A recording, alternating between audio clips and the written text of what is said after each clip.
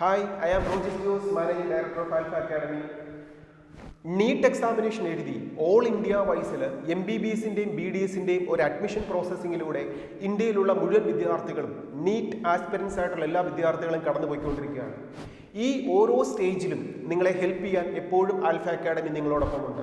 ഓരോ ദിവസത്തെയും പുതിയ പുതിയ നോട്ടിഫിക്കേഷൻസ് കൃത്യമായി നമ്മുടെ ഈ ചാനൽ സബ്സ്ക്രൈബ് ചെയ്യുന്നതിലൂടെ നിങ്ങളിലേക്ക് എത്തിക്കൊണ്ടിരിക്കും. ഇനി ഈ NDAയുടെ ഓപ്ഷൻ രജിസ്ട്രേഷൻ പ്രോസസ്സിങ്ങിലും അതേപോലെ അലോട്ട്മെൻറ്റ് പ്രോസസ്സിങ്ങിലും കൃത്യമായിട്ടുള്ള കാര്യങ്ങൾ നമ്മൾ NDAയുടെ വെബ്സൈറ്റിലൂടെ പുതിയ പുതിയ നോട്ടിഫിക്കേഷൻസ് മനസ്സിലാക്കി മുന്നോട്ട് പോകണം. ESI കോട്ടയിലൂടെ നമുക്ക് ESI വാർഡിനായിട്ടുള്ള 9 ഇന്ത്യയിലെ മെഡിക്കൽ കോളേജുകളിലേക്കുള്ള ഈ വർഷത്തെ ഒരു പ്രത്യേക പ്രാധാന്യവും കൂടെ നമുക്കറിയാം. 25% സീറ്റ് വർധന ഈ വർഷം പ്രത്യേകം ESI മെഡിക്കൽ കോളേജുകളിലേക്ക് വന്നിട്ടുണ്ട്. അതുകൊണ്ട് തന്നെ MBBSന് ടോട്ടൽ 383 സീറ്റുകളാണ് ഈ വർഷമുള്ളത്. മുൻ വർഷങ്ങളെക്കാൾ സീറ്റ് കൂടിയത് കൊണ്ട് തന്നെ നമുക്ക് ഒത്തിരിയധികം സന്തോഷിക്കാം. കുറേ കുട്ടികൾക്ക് കൂടെ അർഹത കിട്ടുന്നു. 383 MBBS സീറ്റുകൾ തന്നെയുണ്ട്. അതേപോലെ BDSന് 28 സീറ്റുകളുമുണ്ട്. പിന്നെ ഈ 383 സീറ്റിലേക്കും 28 BDSൻ്റെ സീറ്റിലേക്കും എല്ലാ റിസർവേഷൻ കാറ്റഗറി സ്റ്റുഡൻസിനും ആ റിസർവേഷൻ അനുസരിച്ച് തന്നെ നമുക്ക് അപ്ലൈ ചെയ്യാൻ പറ്റും. ഈ വർഷത്തെ ഒരു പ്രത്യേകതയും കൂടെ ഉണ്ട്. EWS കാറ്റഗറിയിൽ എക്കണോമിക്കലി വീക്കറായിട്ടുള്ള കുട്ടികൾക്കും പ്രത്യേക സീറ്റ് സംവരണം ഈ വർഷം ESIയിലെ സീറ്റുകളിലേക്കും വന്നിട്ടുണ്ട്. ഇനി ESI മെഡിക്കൽ കോളേജുകൾ എന്ന് പറഞ്ഞാൽ എന്താണെന്ന് നമുക്കൊന്ന് ആദ്യം മനസ്സിലാക്കാം. ഇന്ത്യയിലെ 9 മെഡിക്കൽ കോളേജുകളാണ്.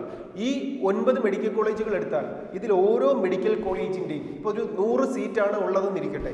ആ 100 സീറ്റിൻ്റെ 15% സീറ്റ് എന്ന് പറയുന്നത് ഓൾ ഇന്ത്യ വഴിയുള്ള ജനറൽ കാറ്റഗറി സ്റ്റുഡൻസിനും പഠിക്കാൻ പറ്റുന്ന ഒരു ക്യാമ്പസാണ് ESI മെഡിക്കൽ കോളേജ്.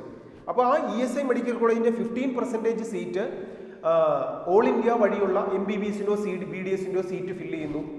ബാക്കി വരുന്ന 35% സീറ്റ്, ആ 35% സീറ്റ് എന്ന് പറയുന്നത് ESIയിൽ മെമ്പേഴ്സ് ആയിട്ടുള്ള ഇൻഷുർഡ് പേഴ്സൺസിൻ്റെ മെമ്പേഴ്സ് ആയിട്ടുള്ള കുട്ടികൾക്ക് വാർഡ്സിന് പഠിക്കാനുള്ളതായിട്ടാണ് സീറ്റ് 35% സീറ്റ് മാറ്റി വെച്ചിരിക്കുന്നത്.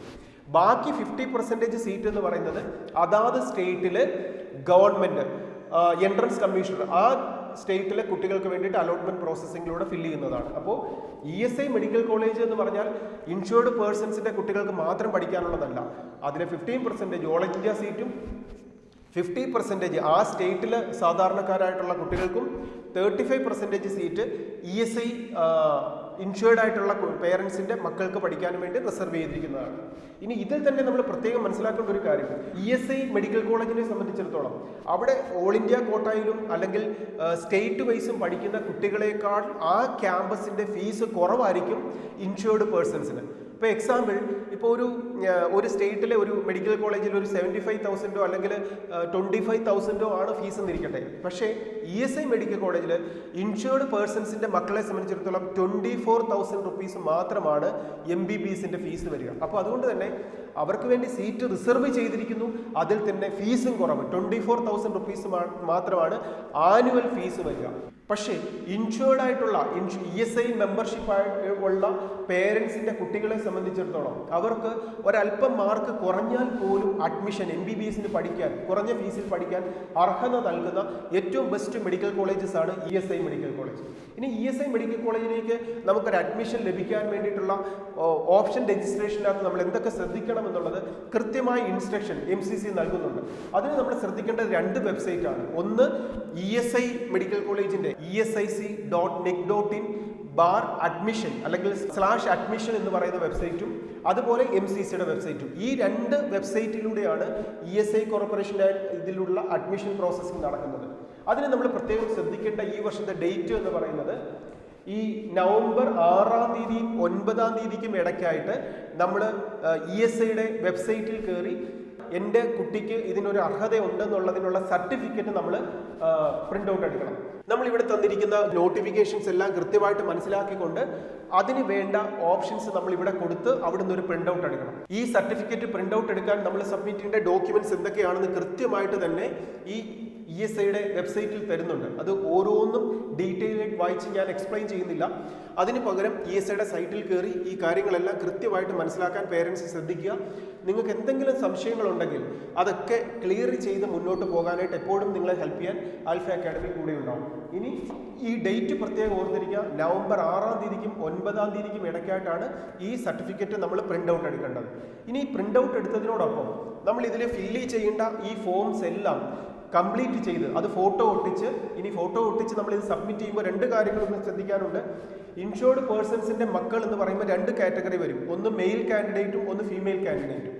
ഈ മെയിൽ കാൻഡിഡേറ്റിനെ സംബന്ധിച്ചിടത്തോളം അവരുടെ ഏജ് ബാർ പ്രത്യേകം ഇവിടെ മെൻഷൻ ചെയ്യുന്നുണ്ട്. 21 വയസ്സിൽ കൂടുതൽ. അതിന് ഡേറ്റ് തന്നെ ഇവിടെ പ്രത്യേകം നോട്ടിഫിക്കേഷനിൽ പറയുന്നുണ്ട്. കൃത്യമായൊരു ഡേറ്റിന് മുമ്പ് 21 വയസ്സ് കംപ്ലീറ്റ് ആകാത്തവർക്ക് മാത്രമേ ഇതിലേക്ക് സർട്ടിഫിക്കറ്റ് നമുക്ക് ഇഷ്യൂ ചെയ്തൊരു അഡ്മിഷൻ പ്രോസസ്സിങ്ങിൽ പോകാൻ പറ്റുള്ളൂ. 21 വയസ്സ് കഴിഞ്ഞ വിദ്യാർത്ഥികളെ സംബന്ധിച്ചിടത്തോളം ഈ IP സർട്ടിഫിക്കറ്റിനായിട്ടോ അല്ലെങ്കിൽ ESI മെഡിക്കൽ കോളേജിൽ ഒരു MBBSന്റെ അഡ്മിഷന് വേണ്ടിയിട്ടോ കൺസിഡർ ചെയ്യത്തില്ല. പക്ഷേ പെൺകുട്ടികളെ സംബന്ധിച്ചിടത്തോളം, ഫീമെയിൽ കാൻഡിഡേറ്റ്സിനെ സംബന്ധിച്ചിടത്തോളം അങ്ങനെ ഒരു ഏജ് ബാർ ഒന്നും ഇവിടെ പ്രത്യേകം പറയുന്നില്ല. അപ്പോൾ അതുകൊണ്ട് തന്നെ മെയിൽ കാൻഡിഡേറ്റ് ആണെങ്കിൽ തീർച്ചയായിട്ടും നമ്മൾ ആ ഏജിൻ്റെ റെസ്ട്രിക്ഷൻസും കൃത്യമായിട്ട് മനസ്സിലാക്കുക. അതുപോലെ സർട്ടിഫിക്കറ്റ് പ്രിൻ്റ് ഔട്ട് എടുക്കുക. അതിനോടൊപ്പം നമ്മൾ സബ്മിറ്റ് ചെയ്യേണ്ട ഡോക്യുമെൻറ്റ്സ് എല്ലാം നമ്മുടെ തൊട്ടടുത്തുള്ള റീജിയണൽ ESI ഓഫീസിൽ 10-ാം തീയതിക്ക് മുമ്പായിട്ട് എത്തിച്ചിരിക്കണം. 10-ാം തീയതിയാണ് ലാസ്റ്റ് ഡേറ്റ് എന്നുള്ളത് പ്രത്യേകം മനസ്സിലാക്കിയിരിക്കുക. 10-ാം തീയതിക്ക് ശേഷം നമ്മൾ സബ്മിറ്റ് ചെയ്യുന്ന സർട്ടിഫിക്കറ്റുകളൊന്നും ESI റീജിയണൽ ഓഫീസിൽ സ്വീകരിക്കത്തില്ല. അപ്പോൾ അവിടെ നമ്മളത് ഡോക്യുമെൻറ്റ്സ് അവിടെ സബ്മിറ്റ് ചെയ്ത് കഴിഞ്ഞാൽ അവർ ക്രോസ് ചെക്ക് ചെയ്ത് അതിനകത്ത് സീലും സൈനും ഒക്കെ തന്നിട്ട് ഈ സർട്ടിഫിക്കറ്റിൽ വീണ്ടും നമ്മൾ MCCയിൽ നമ്മൾ അറിയിക്കണം, ഞാൻ ഇൻഷുർഡ് പേഴ്സൻ്റെ ഒരു വാർഡാണ് എന്നുള്ള കാര്യം നമ്മൾ MCC അറിയിച്ചു കഴിഞ്ഞാൽ സെക്കൻഡ് അലോട്ട്മെന്റ് പ്രോസസ്സിങ്ങിലൂടെ നമുക്കറിയാം സെക്കൻഡ് ഓപ്ഷൻ രജിസ്ട്രേഷൻ നടക്കുന്ന സമയത്താണ് ഈ വർഷത്തെ ESI മെഡിക്കൽ കോളേജിലേക്കുള്ള ഓപ്ഷൻസ് നമുക്ക് കൊടുക്കാൻ പറ്റുക. അപ്പോൾ ഈ രീതിയിൽ ഓപ്ഷൻസ് എല്ലാം കൃത്യമായിട്ട് കൊടുക്കുന്ന സമയത്തിന് മുമ്പായിട്ട് ഡോക്യുമെന്റ്സ് എല്ലാം കൊടുത്തിരിക്കുന്ന കുട്ടികളെ സംബന്ധിച്ചിടത്തോളം നമ്മളിപ്പോൾ മുമ്പേ NTA സൈറ്റിലൂടെ കാൻഡിഡേറ്റ് രജിസ്ട്രേഷൻ ലോഗിൻ പ്രോസസ്സിങ്ങിൽ കയറിയതുപോലെ കയറുന്ന സമയത്ത് ആ ഇൻഷുർഡ് പേഴ്സൺസിൻ്റെ സർട്ടിഫിക്കറ്റ് എല്ലാം കൃത്യമായിട്ട് MCCയിലേക്ക് അപ്ലോഡ് ചെയ്തിരിക്കുന്ന വിദ്യാർത്ഥികളെ സംബന്ധിച്ചിടത്തോളം അവർക്ക് ESIയിൽ അപ്ലൈ ചെയ്യാനുള്ള കോളേജുകളുടെ ലിസ്റ്റും അവിടെ ഡിസ്പ്ലേയിൽ വരും. അപ്പോൾ അതിലൂടെയാണ് സെക്കൻഡ് ചോയ്സ് ഫില്ലിംഗ് ടൈം ആകുമ്പോൾ നമ്മൾ ഓപ്ഷൻ കൊടുക്കുകയും അഡ്മിഷൻ പ്രൊസീജിയറിലൂടെ മുന്നോട്ട് പോകേണ്ടത്. അപ്പോൾ ഈ മെത്തേഡുകൾ കൃത്യമായിട്ട് മനസ്സിലാക്കി ഡോക്യുമെന്റ് സബ്മിറ്റ് ചെയ്യുന്നതിലൂടെ ഡേറ്റുകൾ പ്രത്യേകം ഓർത്തിരിക്കുക. നവംബർ 6-നും 9-നും ഇൻ ബിറ്റ്വീൻ ESIയുടെ സൈറ്റിൽ നിന്നും നമ്മൾ സർട്ടിഫിക്കറ്റുകൾ പ്രിൻ്റ് ഔട്ട് എടുക്കണം. അത് ഡോക്യുമെൻറ്റ്സ് എല്ലാം കംപ്ലീറ്റ് ചെയ്ത് ഫോട്ടോ ഒട്ടിച്ച് നമ്മുടെ ഇൻഷുർഡ് പേഴ്സൺ ആണെന്നുള്ളതിൻ്റെ ID കാർഡ്, ദെൻ അതേപോലെ അതിന് വേണ്ട ഡോക്യുമെൻറ്റ്സുകളെല്ലാം വേജ് സ്ലിപ്പ്, അറ്റൻഡൻസ് സ്ലിപ്പ്, ഇതേപോലെ ഇതിൽ തന്നിരിക്കുന്ന എല്ലാ ഡോക്യുമെൻറ്റ്സും കൃത്യമായിട്ട് അറ്റാച്ച് ചെയ്ത് നമ്മൾ ഇൻഷുറൻസ് റീജിയണൽ ESI ഓഫീസിൽ ഏൽപ്പിക്കുക. അവിടെ നിന്നുള്ള സൈനും സീലോടും കൂടിയുള്ള സർട്ടിഫിക്കറ്റ് നമ്മൾ അവിടുന്ന് കളക്ട് ചെയ്തതിന് ശേഷം അത് MCCയിലേക്ക് നമ്മൾ കൊടുക്കുക. ഈ പ്രോസസ്സിങ്ങിലൂടെയാണ് നമ്മളൊരു ESI മെഡിക്കൽ കോളേജിൽ അഡ്മിഷൻ നേടാനുള്ള അർഹതയുള്ള ഒരു കുട്ടിയായി മാറ്റപ്പെടുന്നത്. ഇതെല്ലാം കൃത്യമായിട്ട് മനസ്സിലാക്കിക്കൊണ്ട് നമ്മൾ ഓപ്ഷൻ രജിസ്റ്റർ ചെയ്ത് 383 MBBS സീറ്റിലേക്കും 28 BDS സീറ്റിലേക്കും അതുപോലെ നമുക്കൊരു അഡ്മിഷൻ നേടിത്തരാൻ സഹായിക്കുന്ന ESIയുടെ ആ ഒരു സിസ്റ്റത്തിലേക്ക് എത്തിച്ചേരാൻ എല്ലാവർക്കും സാധിക്കട്ടെ. നിങ്ങളെ ഹെൽപ്പ് ചെയ്യുക എന്ന് പറയുമ്പോൾ ആൽഫയുടെ ക്യാമ്പസിൻ്റെ പോളിസി ഞാൻ എപ്പോഴും പറയുന്നു, ആൽഫയുടെ റിപ്പീറ്റഡ് ബാച്ചിൽ അല്ലെങ്കിൽ ആൽഫയുടെ ഇൻ്റഗ്രേറ്റഡ് സ്കൂളിംഗ് സിസ്റ്റത്തിൽ ലോങ് ടൈം ബാച്ചിൽ പഠിക്കുന്ന കുട്ടികൾക്ക് മാത്രമല്ല എല്ലാ വിദ്യാർത്ഥികൾക്കും ഇനി ഈ ഒരു വർഷം നല്ലൊരു വിജയം നേടാൻ സാധിക്കാതെ പോയ വിദ്യാർത്ഥികളെ സംബന്ധിച്ചിടത്തോളം നിങ്ങളുടെ മനസ്സിൽ ഒന്ന് കുറിച്ചോളൂ, നിങ്ങൾ അടുത്ത വർഷത്തെ MBBS ഞാൻ നേടിയിരിക്കുന്നത്. അത് നിങ്ങൾ ആഗ്രഹിക്കുന്ന ഒരു വ്യക്തിയാണോ, വിദ്യാർത്ഥിയാണോ, അത് നേടിത്തരാൻ ആൽഫ കൂടെ ഉണ്ടാവും. ഇപ്പോഴത്തെ ഒരു പ്രത്യേക ക്രൈസിസിലൂടെ മുന്നോട്ട് പോകുന്ന സമയത്ത് പോലും ഏറ്റവും ബെസ്റ്റായ ഒരു ഓൺലൈൻ പ്ലാറ്റ്ഫോമിലൂടെയാണ് ആൽഫ അക്കാഡമി അടുത്ത വർഷത്തെ എൻട്രൻസ് എക്സാമിനേഷന് വേണ്ടി കുട്ടികൾക്ക് ട്രെയിനിങ് കൊടുക്കുന്നത്. അത് വെറുതെ പഠിപ്പിച്ചു പോവുകയല്ല, നല്ലൊരു പേഴ്സണൽ അറ്റൻഷൻ, അതിനോടൊപ്പം തന്നെ ഏറ്റവും സിസ്റ്റമാറ്റിക് ഉള്ള സ്റ്റഡി മെത്തേഡ്സ് ഈ സിസ്റ്റത്തിലൂടെ ഡെയിലി മോണിറ്ററിംഗ് സിസ്റ്റത്തിലൂടെ ഒരു കുട്ടിയെ പഠിപ്പിച്ചു വിടുക മാത്രമല്ല ഓരോ ദിവസത്തെയും ആ കുട്ടിയുടെ പ്രോഗ്രസ് കൃത്യമായിട്ട് ചെക്ക് ചെയ്യും. ഈ മെത്തേഡുകളിലൂടെയൊക്കെ അതായത് പഠിക്കാൻ ആഗ്രഹിച്ചു വരുന്ന ഒരു വിദ്യാർത്ഥിയെ സംബന്ധിച്ചിടത്തോളം അവർ തന്നെ പഠിച്ച് ജയിക്കുന്നെങ്കിൽ ജയിക്കട്ടെ എന്നുള്ള സിസ്റ്റമല്ല, അവരെ പഠിപ്പിച്ച് വിജയത്തിലെത്തിക്കാൻ വേണ്ടതെല്ലാം ചെയ്തു കൊടുക്കുന്ന ഒരു ഇൻസ്റ്റിറ്റ്യൂഷനാണ് ആൽഫ അക്കാഡമി. ആ ഒരു സിസ്റ്റത്തിലൂടെ വിജയം നേടാൻ ആഗ്രഹിക്കുന്ന ഏതൊരു വിദ്യാർത്ഥിക്കും, ആഗ്രഹമുള്ള ഒരു വിദ്യാർത്ഥിക്കും ആൽഫയുടെ ക്യാമ്പസിലേക്ക് എത്താം. നിങ്ങളെ സഹായിക്കാൻ, നിങ്ങളുടെ പേരൻസിനോടൊപ്പം ചേർന്ന് നിൽക്കാൻ എപ്പോഴും ആൽഫ അക്കാഡമി കൂടെ ഉണ്ടാവും. എല്ലാ വിദ്യാർത്ഥികൾക്കും ഏറ്റവും നല്ല വിജയം നേടാൻ സാധിക്കട്ടെ എന്ന് ആശംസിക്കുന്നു. Best wishes.